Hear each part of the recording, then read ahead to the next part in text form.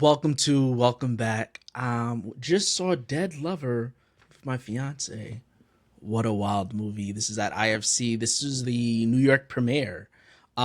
This movie, first of all, I already knew the premise was there's a stinky gravedigger and she can't find a lover, but she does find someone, but he gets in a boating accident and only has his finger, and she basically starts a relationship with the severed finger.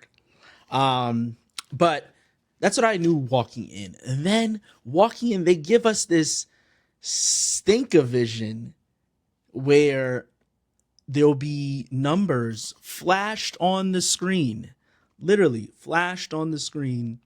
And when you would say one, you would scratch and sniff. When you would say two, scratch and sniff. Oh man. And because we knew in this movie, she stinks, she's smelly. When I tell you the collective groans in the crowd, like everyone's like, "Oh God!"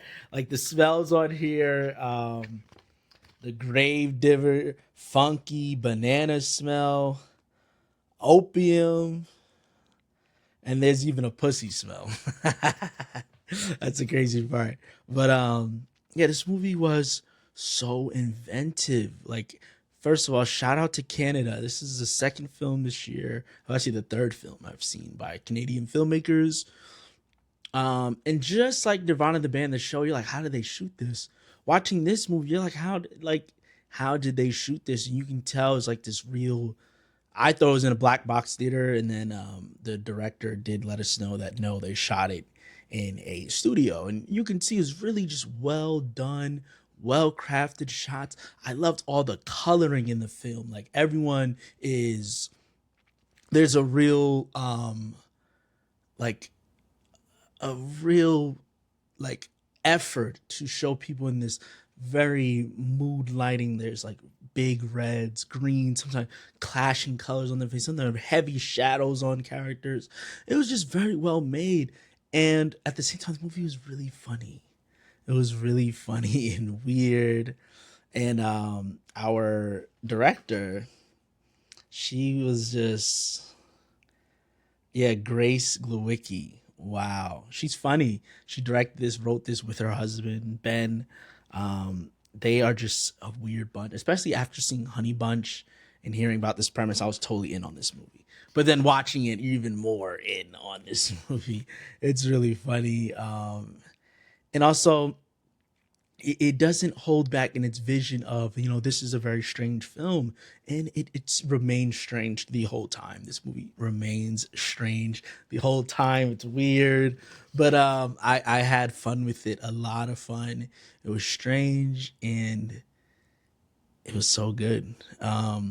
There was one scene that's I really enjoy all the practical effects that's in this movie. There's a scene where the ghost is like kind of throwing up, but it's done in like a chunky way. I actually like this and cover my eye. I was like, oh, like there's scenes that are grotesque, and then to match the movie with the smells was like, and I was eating popcorn too, so it kind of ruined my popcorn. That was the first time I didn't finish my popcorn at all because I was just like, this stinks. I can't eat this popcorn, and it's wild. Like there's a part where she reanimates this long finger. When she reanimates it, it's really fun. She's like, keep growing, and the finger just keeps going up, up, and up, and up. It just keeps going, and she's like, okay, and then it's just like a long finger, and she has sex with that finger. And a very funny visual of it's like this pointing thing straight, and then she's on the bed on her back, and it's just like, oh, she's like, oh my god, keep going. And it's a very strange movie, but I had so much fun, and glad to hear about the process of how they made this. And it sounded like everyone was really collaborative, from music. They had U.S. girls do the music.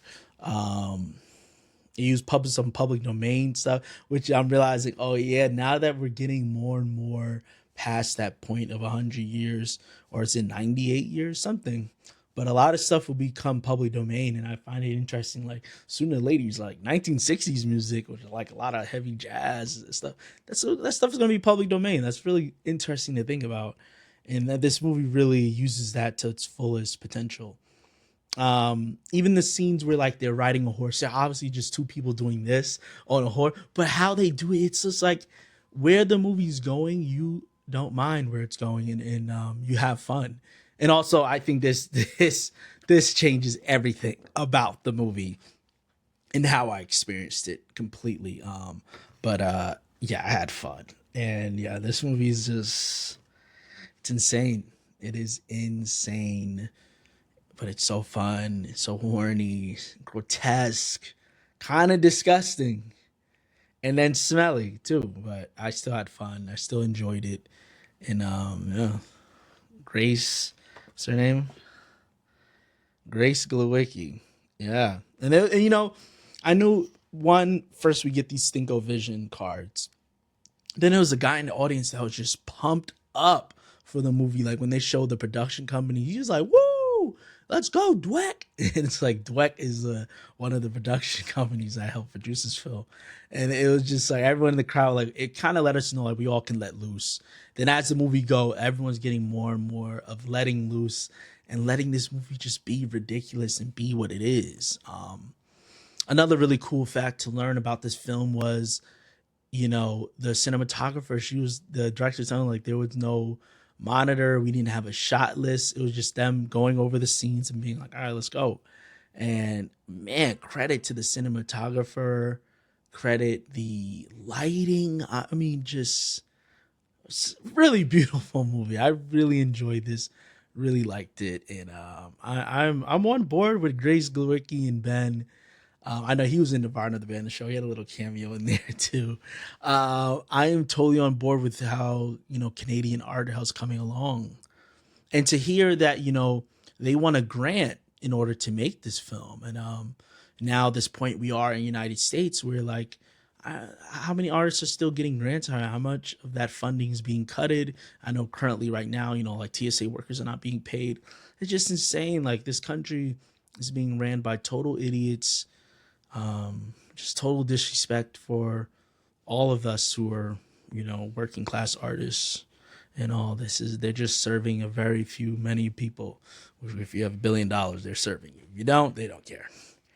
But yeah, that was heartwarming to hear. Like, you know, they won a grant to make this film, and I love the creativeness of this film and how it allows itself to be weird, and it makes me wonder like, yeah, you just gotta write that weird thing, and everything will work out. So Dead Lover, if it's in theaters near you, please go watch it. And if you were at the New York showing, you know, we shared a special moment because I don't think I'll ever see something like this again with the Stinko Vision. But it was super cool, and all the practical effects really, really fun. Anyways, see you guys next time, and peace.